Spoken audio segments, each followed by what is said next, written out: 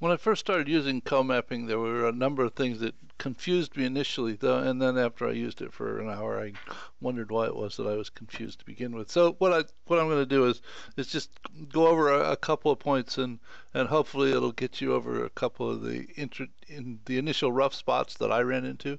And in terms of all of the nodes in the map itself, there are two modes for a node. It's either selected or edit.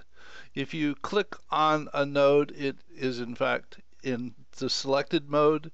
If you click on it again, it's now in an edit mode, and you can tell you're in the edit mode because this little toolbar will pop up underneath it where you can increase and decrease the size of the text, underline it, color it, or color the background.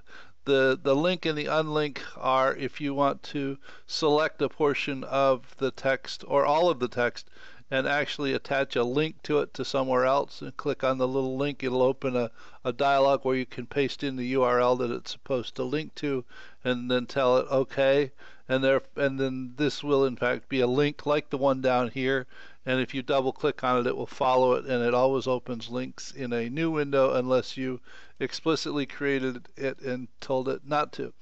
The clipboard here is so that you can actually assign nodes within the outline to individuals and attach start and stop dates, deadlines, completion levels, and priorities if that's something that you want for particular items.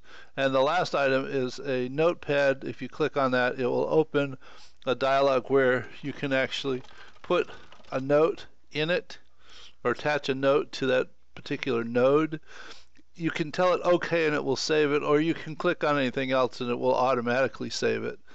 Then when you're making changes to a map in co-mapping, you don't have to worry about saving things. It will save things as soon as it realizes that you're finished changing something. So this has already been saved.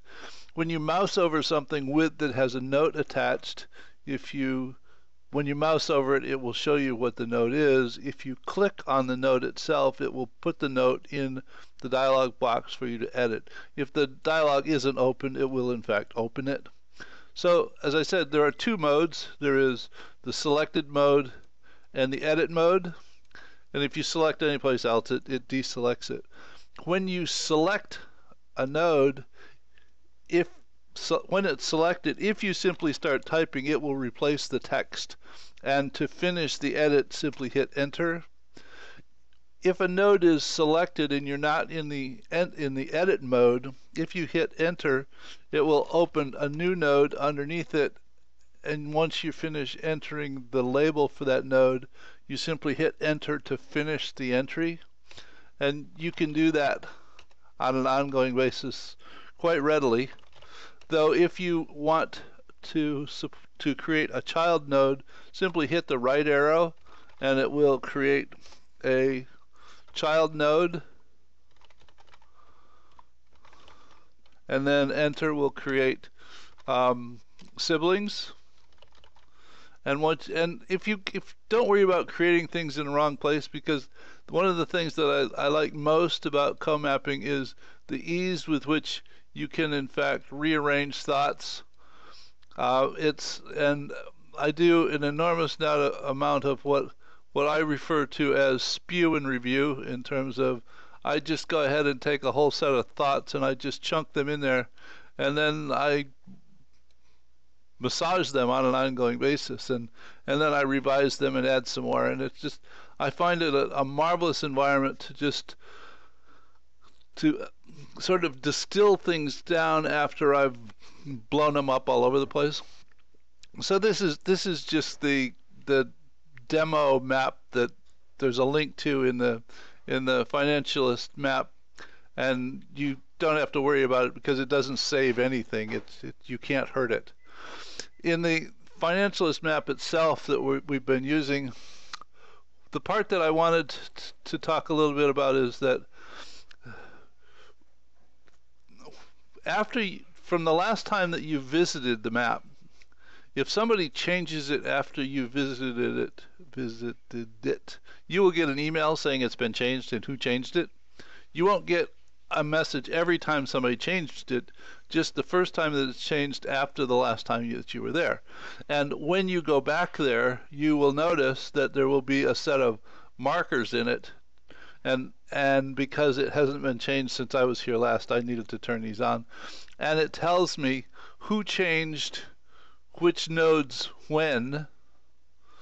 All right, so that there you can look at it and find out which things you actually need to look at because they were changed since the last time that you were there.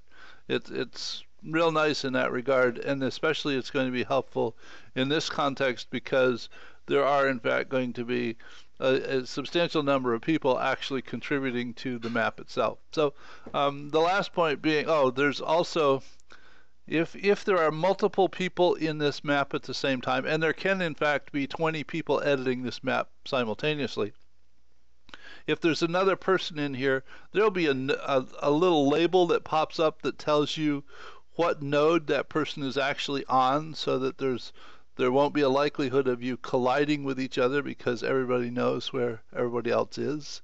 And you can in fact open this window, and those multiple individuals working on the map at the same time can in fact chat with each other as they're working on the map. So hopefully this will get you over some of the initial rough spots. And if there are any questions, just send me an email and I'll see what I can do in terms of working out an answer.